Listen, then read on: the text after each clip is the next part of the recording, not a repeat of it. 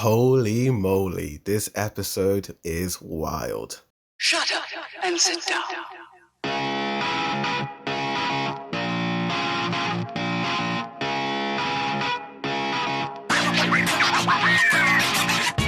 Yo, what's good? It's Apology Reviews and heavy spoilers for Attack on Titan, the final season, part 2, episode 80, from you 2,000 years ago. You have been warned. The episode that all manga readers have been super hyped for and possibly the peak of Attack on Titan is finally here. But what do I think of this episode? Well, let's talk about the good. And the good is definitely some of the visual styles that MAPPA chose, particularly the Ymir flashback scenes.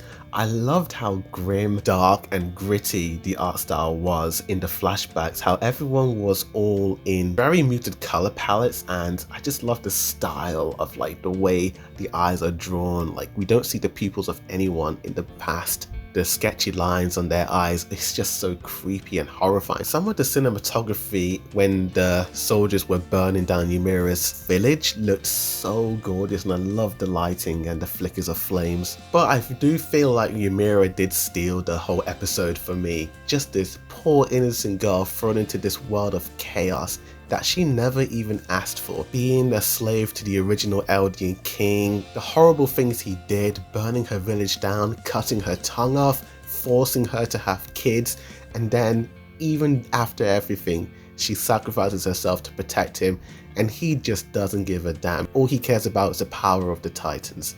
And speaking of the Titans, I do love the spine-like creature that attaches itself to Ymir, and we see that spine-like creature once again when Zeke catches Eren's head, and then the spine attaches to Eren's body and he transforms into this mega demon-like monster. And I really love her Founding Titan design. It reminds me of the female Titan and Frida's Titan a little bit, but those added spikes of bones attached to a rib cage just popping out look really creepy, mate. And even after death, Carl Fritz is just so damn determined to keep the power of the Titans alive, and we get that massive reveal that the 3 walls on Paradise Island are named after the 3 daughters of Ymir. I love how poetic that is, as the 3 daughters are the first people to obtain the power of the Titans from the original Ymir, and they in a way act as the walls that protect the Eldians from the rest of the world with their power of the Titans. And speaking of the Titans, the scene of Ymir carrying the bucket and molding the sand into these sand castle-like Titans was just kind of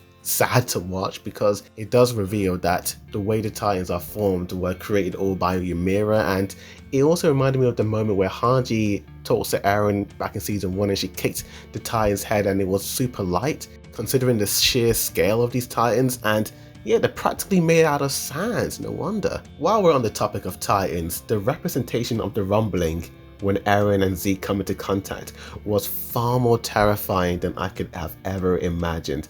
They all remind me of Bertolt's Titan design from the previous seasons. I love the extra detail and the highlights on their skin, and with just all that smoke and that red mist in the air, it just felt like you were watching a horror film. And the creep factor just goes up to 100 with that ominous OST playing in the background. I loved how this episode began with Frida versus Grisha's fight back in the underground cavern, and we got to see more of them fight compared to the season 3. It was really nice seeing Titan shifters in 2D once again. It really looked beautiful, and I loved the motion and the energy. And speaking of energy, I do believe that Yuki Kaji deserves a round of applause for his voice acting performance in this episode, because man, this guy went ham with his voice.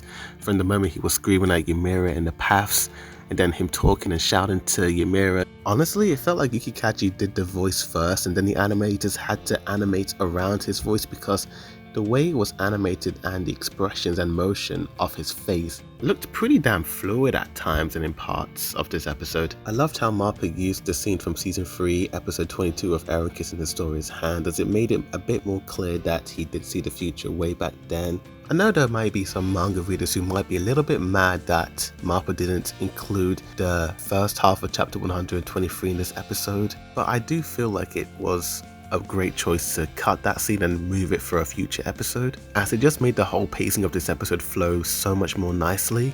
And of course, just the transformation of Eren turning into the Founding Titan was far more creepy and scary. It just sent shivers down my spine seeing those rib cages pop out. I think it was a nice touch adding the fact that Mikasa couldn't hear Armin, as it just shows you how loud the footsteps of the Colossal Titans rumbling the floor is. But with that out of the way, let's talk about the mixed aspect of this episode. While MAPPA added a few extra scenes and expanded the fight between the Eldian warriors against their enemies, I do wish we did see a little bit more extended scenes in that flashback of Ymir. While Eren Yeager's speech was indeed pretty damn chilling, and while I did love the fact that we did get to see a few more people in the past scene of Eren's speech, I would have loved to have seen his Titan design being animated.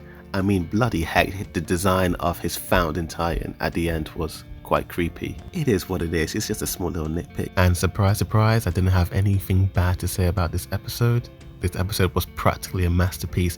It was far better than I imagined. They somehow managed to make this whole section of the manga far more horrifying and disturbing, and just Eren's speech at the end telling every Eldian that the rest of the world wants everyone on Paradise Island and all Eldians around the world to die. And you think, oh, he wants to save all Eldians, but then he's like, now I'm gonna crush every single person outside of Paradise Island. Just such a twisted and dark way to end an episode, with the main character doing something so evil and unforgivable. But overall, From You 2000 years ago was a masterpiece of an episode.